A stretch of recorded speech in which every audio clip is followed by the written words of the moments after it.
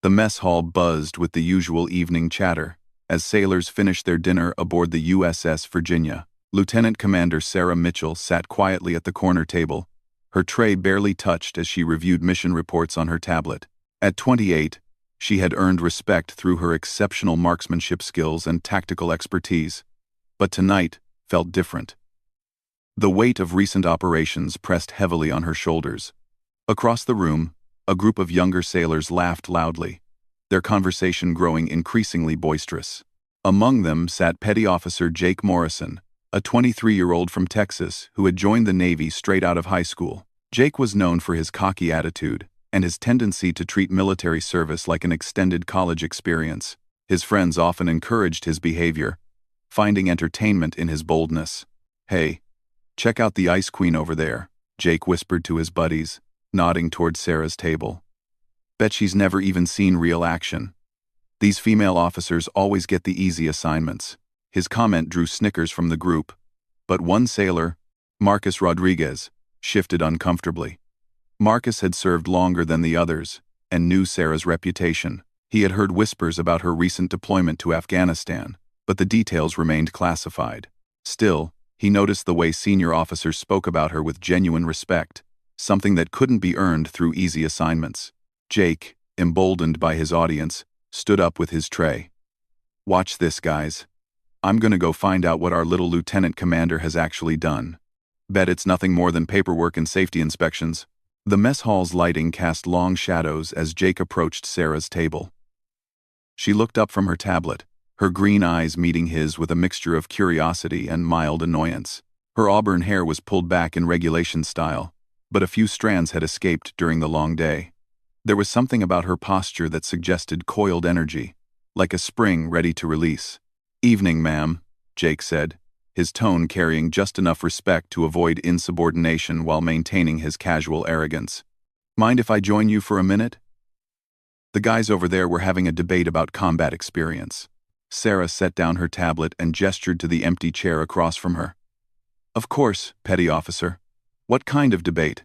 Jake slid into the seat, his confidence growing as his friends watched from across the room. "Well, we were talking about who's seen the most action on this ship. You know, real combat situations. Some of us have been in firefights, taken enemy fire, that kind of thing." Sarah nodded slowly, her expression remaining neutral. She had learned long ago that engaging with such conversations required careful navigation. Too aggressive, and she would be labeled difficult. Too passive, and her authority would be questioned. "That's an interesting topic," she replied. "Combat experience certainly shapes a person." Jake leaned forward slightly, sensing an opening. "Exactly. So we started wondering about kill counts. You know, actual confirmed eliminations. I've got 3 confirmed kills from my deployment in Iraq. My buddy Tommy over there has 2. What about you, ma'am? What's your number?" The question hung in the air like smoke from a discharged weapon. Around them, conversations continued. But Sarah felt the world narrow to this moment. Jake's casual tone suggested he expected either a small number or an admission that she had never taken a life.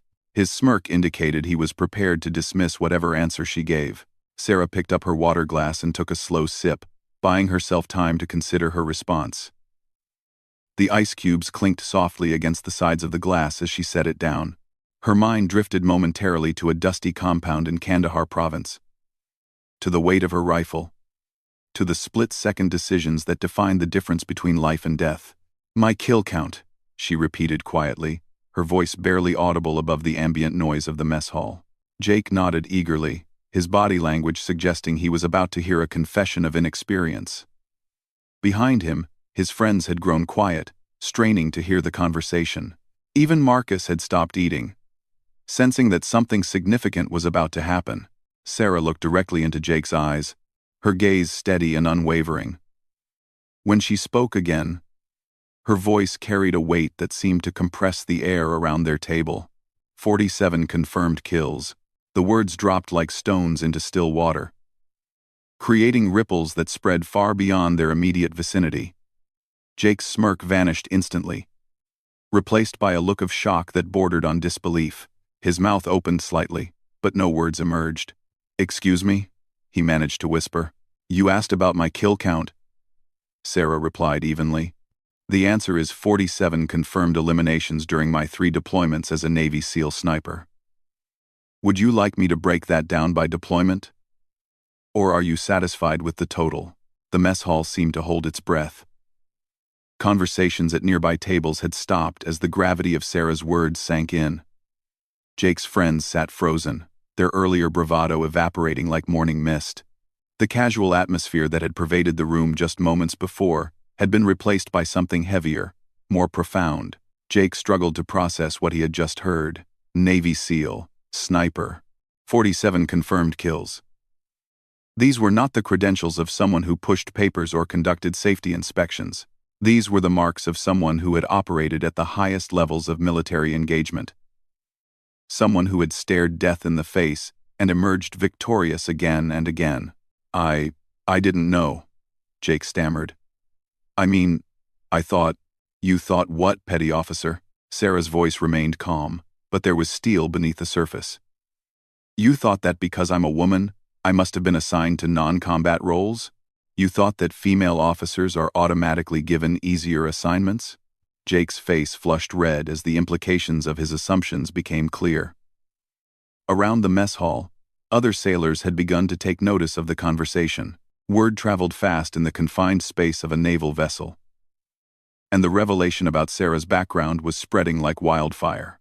"That's not, I mean, I just—" Jake's words trailed off as he realized there was no graceful way to recover from his mistake. Sarah leaned back in her chair, her expression softening slightly. "Petty Officer Morrison, let me share something with you. Every person in this room has a story. Every sailor here has experiences and capabilities that might surprise you. The moment you assume you know someone's worth based on their appearance or your preconceptions, you diminish not only them but yourself." The weight of her words settled over Jake like a heavy blanket. He had entered this conversation expecting to embarrass a superior officer, to prove some point about traditional gender roles in the military. Instead, he had revealed his own ignorance and prejudice to an audience that was growing larger by the minute. "Ma'am, I apologize," Jake said finally, his voice barely above a whisper.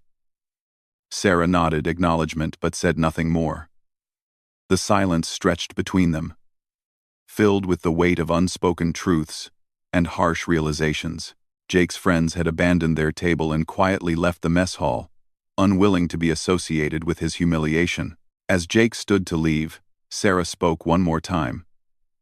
"Petty officer, your apology is noted, but remember this moment. Remember how quickly assumptions can be shattered. Use it to become a better sailor and a better person." Jake nodded mutely and walked away, his earlier confidence completely deflated. Behind him, Sarah returned to her tablet. But the damage to the room's atmosphere was irreversible. The casual evening had been transformed into something far more significant, a moment that would be remembered and retold throughout the ship's deployment. News of the mess hall encounter spread through the USS Virginia like electricity through water. By the next morning, every sailor aboard knew about Lieutenant Commander Mitchell's shocking revelation. The story grew with each telling, but the core facts remained unchanged. The quiet female officer they had barely noticed possessed one of the most impressive combat records in modern naval history. Chief Petty Officer Williams knocked on Captain Robert Hayes's quarters at 0800 hours sharp. The captain, a weathered veteran of 25 years, looked up from his morning coffee and intelligence briefings. "Come in, Chief. What's the situation?" Williams entered and closed the door behind him. "Sir, we have a morale situation developing. It's about Lieutenant Commander Mitchell." Captain Hayes frowned. Sarah Mitchell had been assigned to his ship 3 months ago, and her service record was exemplary. What kind of situation? Word got out about her background last night. Turns out she's former SEAL Team 6, sir. Sniper specialist. The crew is... well, they're talking. The captain set down his coffee cup carefully. SEAL Team 6 was the most elite special operations unit in the military, responsible for the most dangerous and classified missions. If Sarah Mitchell had served with them, Her background was far more impressive than even her heavily redacted service record had indicated. "How did this information surface?" the captain asked. Williams explained the previous evening's events in the mess hall. As the story unfolded, Captain Hayes felt a mixture of pride and concern. Pride that such an accomplished warrior served under his command, and concern about how her revelation would affect ship dynamics. "Where is Lieutenant Commander Mitchell now?" he asked. "On deck supervising morning drills, sir." Acting like nothing happened, Captain Hayes nodded thoughtfully. "Thank you, Chief." Dismissed. Above deck, Sarah stood watching a group of sailors practice emergency response procedures. The morning sun reflected off the ocean's surface, creating patterns of light that danced across the ship's hull. She had slept poorly, knowing that her moment of honesty would have consequences she couldn't fully predict. Petty Officer Morrison approached hesitantly, his usual swagger replaced by obvious nervousness. The events of the previous evening had kept him awake most of the night, replaying the conversation and his humiliation in vivid detail. "Ma'am," he said quietly. "Permission to speak freely?" Sarah turned to face him. "Granted, Petty Officer." Jake took a deep breath before continuing. "I wanted to apologize again for last night, but I also wanted to ask, how do you deal with it? The things you've seen and done?" The question caught Sarah off guard. She had expected anger, resentment, or continued skepticism, not genuine curiosity about the psychological toll of combat. "That's a complicated question," she replied. "Why do you ask?" Jake shifted uncomfortably. "Because I lied last night. I don't have 3 confirmed kills. I don't have any. I've never been in real combat. I've been telling stories to impress people, and after hearing your answer, I realized how stupid that was." Sarah studied his face, seeing genuine remorse and something else: fear. Not fear of her, but fear of his own inadequacy. "Petty Officer, combat isn't something to aspire to or boast about. It's something you prepare for and hope never to need. The fact that you haven't been forced to take a life isn't a weakness. It's fortunate. But how do I earn respect without combat experience?" Jake asked. "Everyone here has done more than me." Before Sarah could answer, their conversation was interrupted by the ship's communication system crackling to life. "All hands, this is the captain. We have received new orders. Proceed to briefing room Alpha at 1400 hours. Department heads report to my quarters immediately." Sarah exchanged glances with Jake. Emergency briefings usually meant only one thing: their mission parameters had changed, and not for routine reasons. In the captain's quarters, the senior staff gathered around a secure communication terminal. The ship's intelligence officer, Lieutenant Commander Davis, had arrived with classified documents that required the captain's immediate attention. "What do we have, Davis?" Captain Hayes asked. "Sir, we've received intelligence about a terrorist cell operating in international waters, approximately 200 miles from our current position. They're holding 3 American civilians hostage aboard a commandeered cargo vessel. Naval Command wants us to intercept and neutralize the threat." Sarah felt her pulse quicken. This was exactly the type of operation her specialized training had prepared her for. The captain seemed to read her thoughts. "Lieutenant Commander Mitchell, your expertise may be needed for this operation. Are you prepared to brief the team on potential tactical approaches?" Mitchell: "Absolutely, sir." As the briefing continued, the details became clearer. The cargo vessel had been taken by a well-armed group with unknown intentions. The hostages were American aid workers who had been traveling to deliver supplies to refugees. Time was critical. As intelligence suggested, the terrorists planned to execute their captives within 24 hours. "The challenge," Captain Hayes explained, "is that any direct assault risks civilian casualties. We need precision, not force." Sarah studied the reconnaissance photos of the cargo vessel. Her mind automatically calculated distances, angles, and potential firing positions. Years of training had conditioned her to see such scenarios as tactical puzzles to be solved, rather than life-and-death situations to be feared. "Sir, with your permission, I'd like to recommend a 2-phase approach. First, we position the ship at optimal range for sniper support. Second, we deploy a small boarding party while I provide overwatch and precision elimination of threats." The room fell silent as the implications of her suggestion became clear. Sarah was volunteering to return to the role she had tried to leave behind, to once again become the weapon she had been trained to be. "Mitchell," the captain said carefully, "are you certain you're ready for this type of operation?" Sarah met his gaze without hesitation. "Sir, those civilians don't have the luxury of waiting for someone else to be ready." Lieutenant Commander Davis spread additional intelligence photos across the table. "The vessel has 6 confirmed hostile contacts. They're armed with automatic weapons and have established defensive positions throughout the ship. Any rescue attempt will be extremely dangerous." Sarah examined each photograph methodically, her mind cataloging details that others might miss. Guard rotation patterns, sight lines, potential concealment positions, all the elements that would determine the success or failure of the mission. "How current is this intelligence?" she asked. "Approximately 4 hours old," Davis replied. "Satellite imagery updated every 2 hours." Sarah nodded. "That gives us a tactical advantage. By the time we arrive, I can predict their positions based on established patterns." Captain Hayes felt a mixture of confidence and concern as he watched Sarah analyze the situation. Her transformation from the quiet officer who reviewed reports in the mess hall to the focused tactical specialist before him was remarkable and slightly unsettling. "What do you need for mission preparation?" he asked. "Access to the armory for weapon selection, current weather data for the target area, and 2 hours for equipment preparation." Sarah replied without hesitation. As the briefing concluded and the staff dispersed to their preparations, Captain Hayes remained behind with Sarah. "Mitchell, I need to ask this directly. Are you psychologically prepared to resume sniper operations? Your service record shows you've been in non-combat roles for the past 18 months.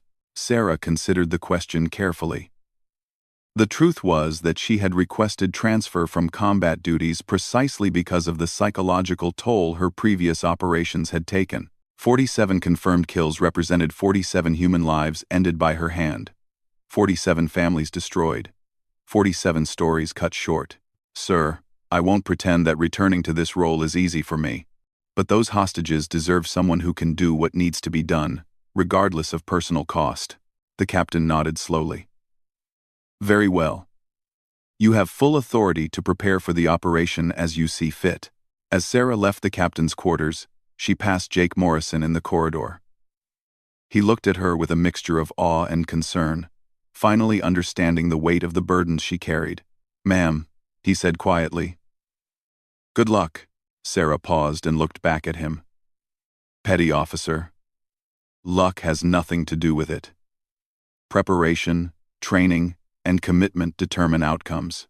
Remember that."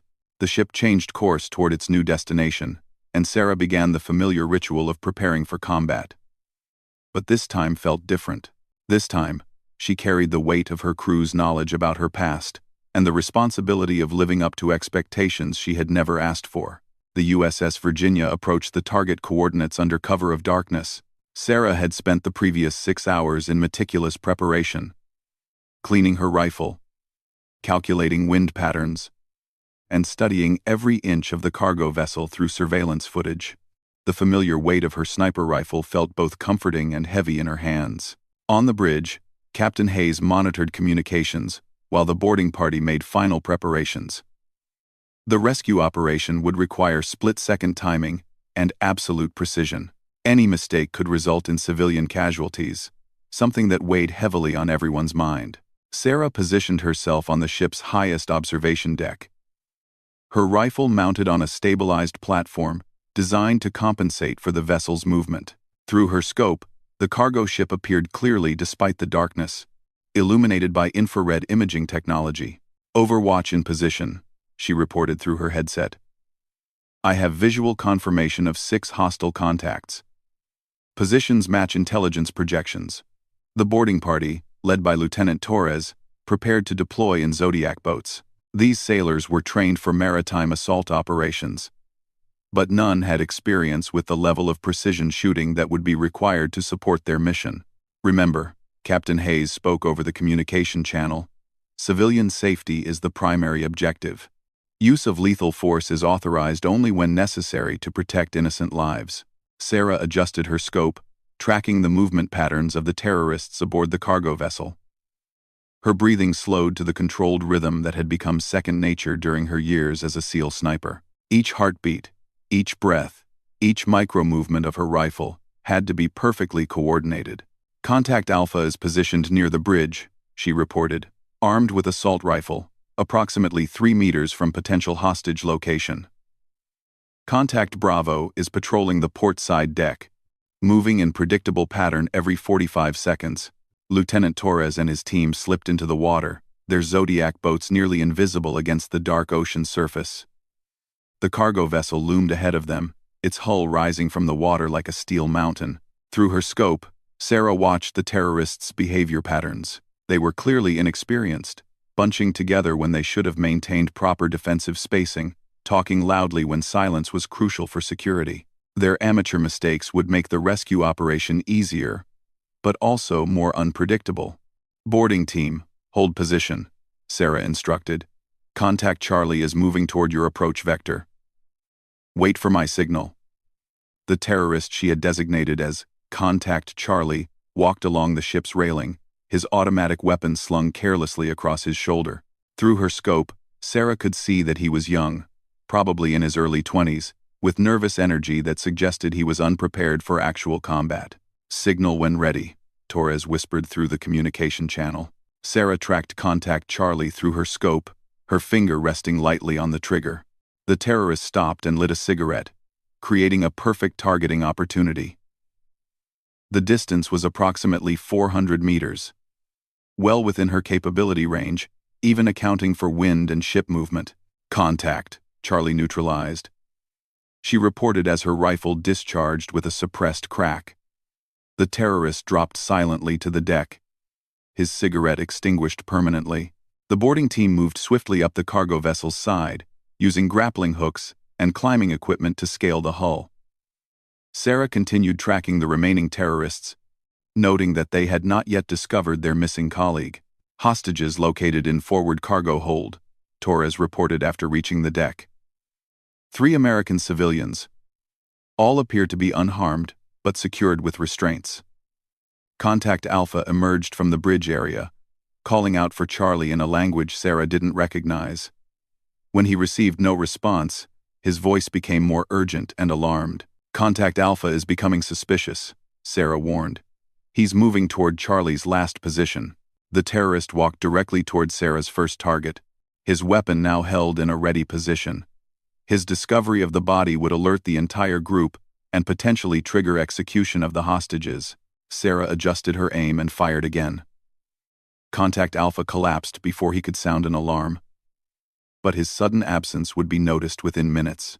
2 contacts down, she reported.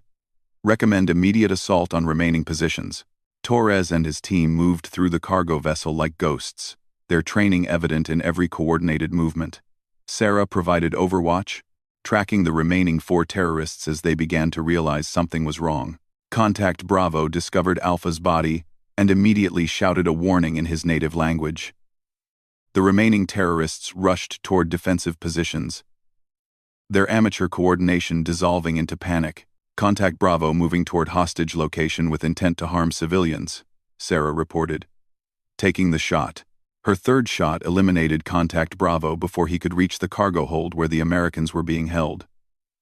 The remaining 3 terrorists were now in full alert status, but their panic made them easier targets rather than more dangerous opponents. Boarding team, you have 3 remaining contacts, 2 on upper deck near engine housing, 1 moving toward your position from stern. Lieutenant Torres and his sailors engaged the remaining terrorists in a brief firefight. Sarah provided precision support, eliminating Contact Delta when he attempted to flank the boarding party from an elevated position.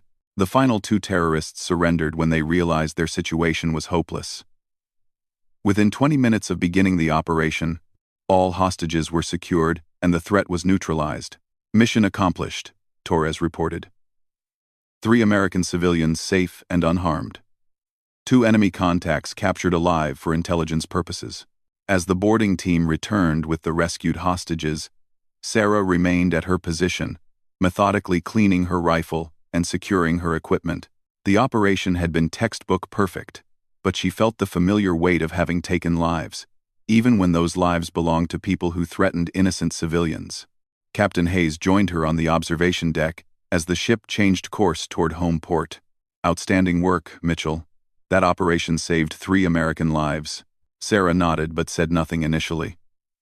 The successful mission would be reported up the chain of command, probably earning commendations for everyone involved. But for her, the satisfaction came not from recognition but from the knowledge that the hostages would return home to their families. "Sir, I need to request something," she said finally. "What do you need?" "I want to speak with the crew about tonight's operation, but also about what it really means to take a life in service of protecting others." Captain Hayes considered her request. The crew had witnessed her transformation from quiet officer to deadly precision weapon, and they deserved to understand the full context of what they had observed. "Granted. I'll arrange for all hands assembly tomorrow morning." The following morning, the entire crew gathered in the ship's main assembly area. Sarah stood before them, no longer the mysterious figure they had speculated about in whispers. The previous night's operation had demonstrated her capabilities beyond any doubt. But now she wanted to share the human cost of those capabilities. "Many of you know that I served as a Navy SEAL sniper before my assignment to this vessel," she began. "Last night's operation required me to use those skills to protect American lives. I want to talk about what that really means." The room was completely silent as every sailor focused on her words. "Taking a human life is never easy, even when it's necessary to protect innocent people. Each person I've eliminated in combat was someone's son, brother, or father. They made choices that put them on the wrong side of a conflict, but they were still human beings." Petty Officer Morrison sat in the front row, remembering his casual question about kill counts and feeling ashamed of his earlier attitude. "The number 47 that I mentioned the other night isn't a score or an achievement.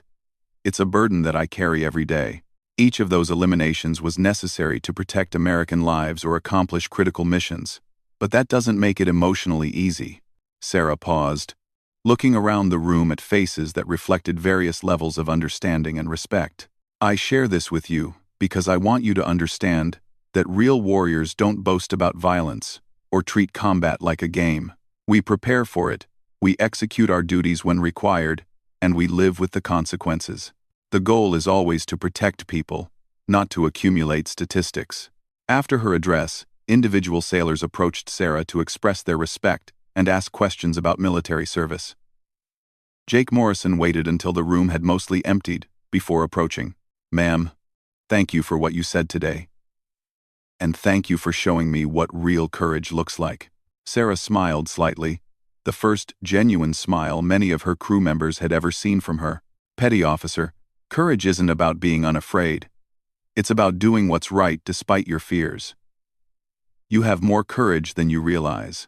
As the USS Virginia continued toward home port, the dynamics aboard ship had fundamentally changed. Sarah Mitchell was no longer an unknown quantity or a quiet officer who kept to herself. She had become a respected leader whose experiences and capabilities commanded genuine admiration rather than casual curiosity. The story of the mess hall conversation and the subsequent rescue operation would be retold throughout the Navy for years to come, serving as a reminder that assumptions about people's capabilities are often wrong, and that true warriors are defined not by their eagerness for combat, but by their willingness to sacrifice for others when duty demands it. Captain Hayes noted in his official report that Lieutenant Commander Mitchell's performance during the hostage rescue operation was exemplary and recommended her for commendation. But more importantly, her presence aboard the USS Virginia had elevated the entire crew's understanding of what military service truly meant. The rescued civilians were returned safely to their families, never knowing the name of the sniper whose precision had saved their lives. For Sarah, their anonymity was preferable. She had never sought recognition for her skills, only the satisfaction of using them to protect those who couldn't protect themselves. The USS Virginia sailed toward port under clear skies, carrying a crew forever changed by witnessing the difference between talking about heroism and actually living it.